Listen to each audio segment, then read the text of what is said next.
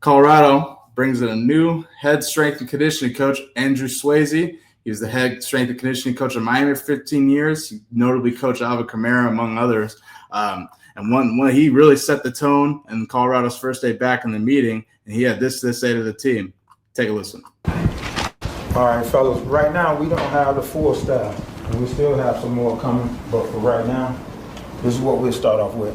And I hope you've been paying attention to what's going on. And trust me, I love the platform. I love this opportunity to help change lives and to help get y'all to y'all goals. You didn't sign up here with Coach Prime to be average. So I just hope you got that in your mind, because I'm telling you, day one, you walk in there, I'm just telling you, you better buckle up. Listen to what I'm telling you. Buckle up. Watch the film. How'd you like the bowl game? What teams are playing right now? Is it you? Thank you.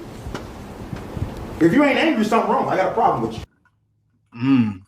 Matt, what are your thoughts on this hire? Go ahead.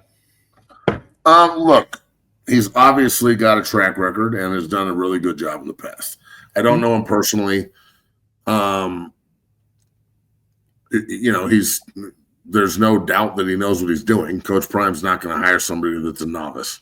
So at that position, this isn't like a fucking GA. This is your head strength coach. This is one of the most important hires you're going to have. These guys are around your team more than anybody, and they shape the mindset of your team. You know what I'm saying?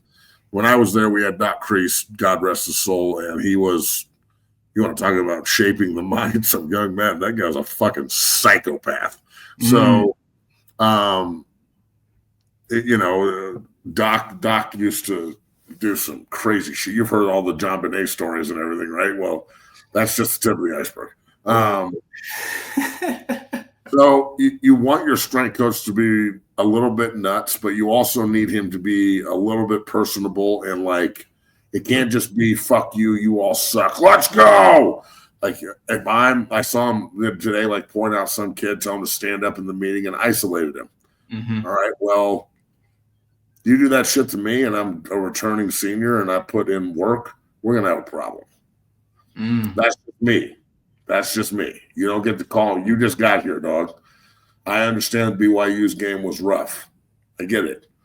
But they did turn it around last year. It's not a team full of scrubs. It's not the 1-11, Louis bag team that Coach Prime came in with.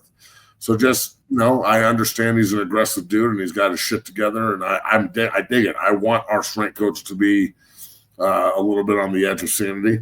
Thank God. But at the same time, I think they've got some good ass players in the room, and they all have to work together to get their goals done. So let's make sure that we're not calling a bunch of fucking rabid dogs puppies. You know what I'm saying? I think they got some dudes in that room that will hold everyone accountable. And look, I like that he's pushing everyone to find out who the leader is. Like, you know what I'm saying? Like, I want that. That's a great thing, because they are losing a ton of leadership on this football team. We're just assuming they're going to be able to replace it. So one thing that they do need to make sure that they nip in the butt, if it's there, is this mentality that you're just going to come to see you and win because Shador and Travis did, right, and Coach Prime's the coach.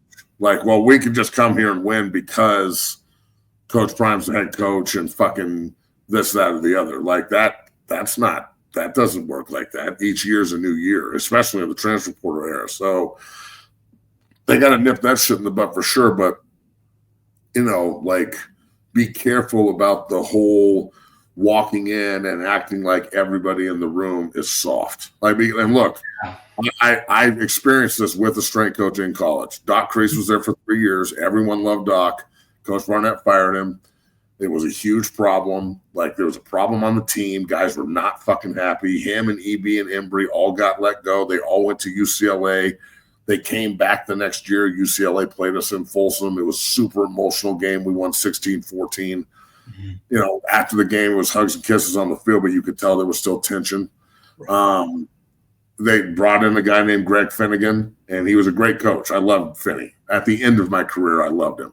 Right at the beginning of my career, I remember distinctly a day we were out there during the summer, and it was before junior year, and we used to do sled relays. So you would pushes a sled 50 yards. The next guy pushes sled 50 yards. You got like a team of 6 dudes. You got to do it 5 times or some bullshit, right?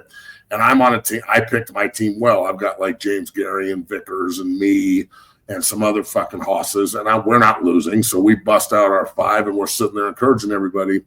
And he just got there. Like, he had just gotten to the facility. Like, maybe 3 weeks earlier, he had just gotten the job. And he came in with this, like, gruff fucking, you guys are soft. You didn't do this. You didn't do that. Oklahoma's beating us up in the trench, yada, yada, yada.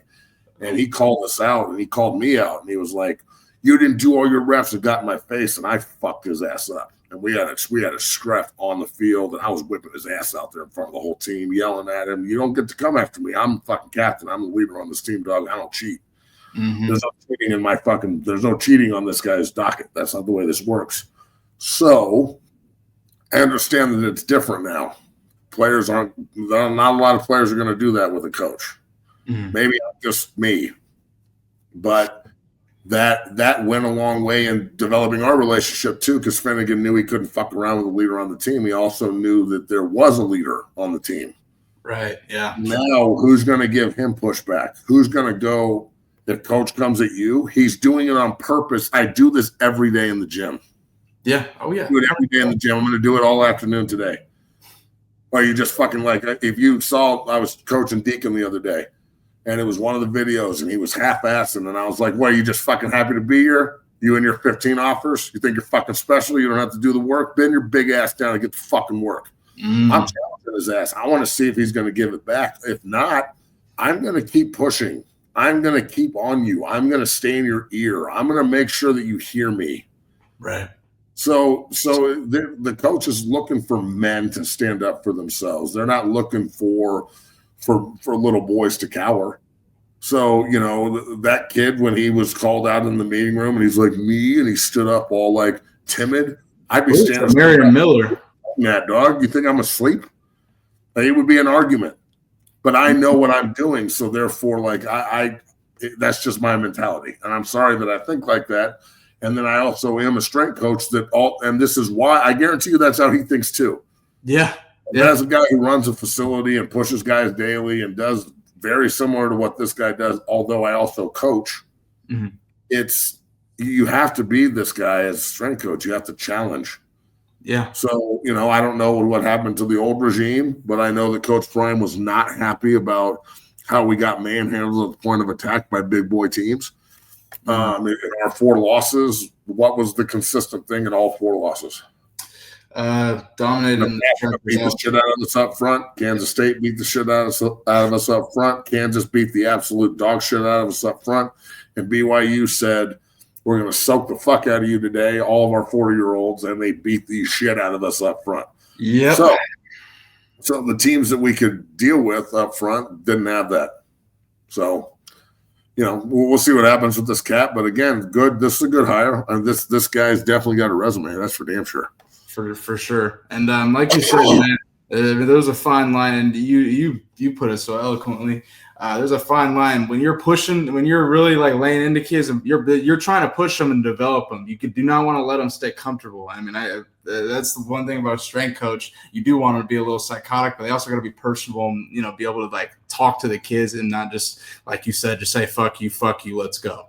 Well, the strength coach, like, let's be real. The strength coach, in my opinion, the strength coach, it should be your portal to if you're struggling.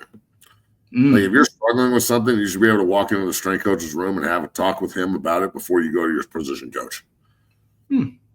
So that's the bond that they have to build with this man, because it's not just going to happen. You have to build real trust with that to happen, which is one of the reasons why I don't like this, like, constantly flipping a coach every single year. Coach Prime has been consistent, right? Coach Hart's been consistent. They've had certain guys in certain spots that haven't moved since they walked in. But they haven't had the same offensive line coach in Boulder since 2017, for God's sakes.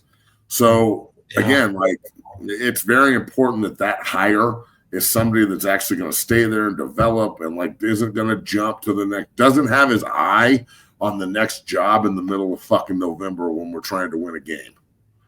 Facts. That's all I'm saying. I love Phil Lodeholt, but to say that he didn't have his eye on another job is ridiculous because the minute the season was over, the day after the fucking bowl game, he was peace. He's gone. And he's at Mississippi State with a duck in his mouth, hunting his ass off down there with them country boys. So that's what he wanted, and tip of the cap to him. I'm not going to get mad at the guy for using the platform. Fuck.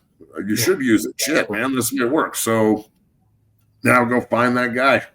We'll see. Amen to that. And one thing I want to show on Coach Swasey here, the new strength and conditioning coach at Colorado, Alvin Kamara was coached by Coach Swasey, and just talked about his development under Coach Swasey. Take a listen.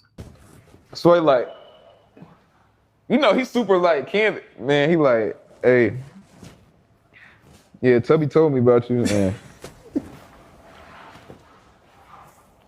He be pausing. Yeah.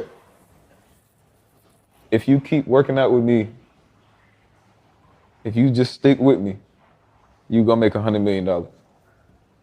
Nobody ain't never told me that. Like, you just asked me, what the fuck did I want to be when I grew up? I was like, I don't fucking know. I don't know. Like, if you stay with me, you gonna make $100 million.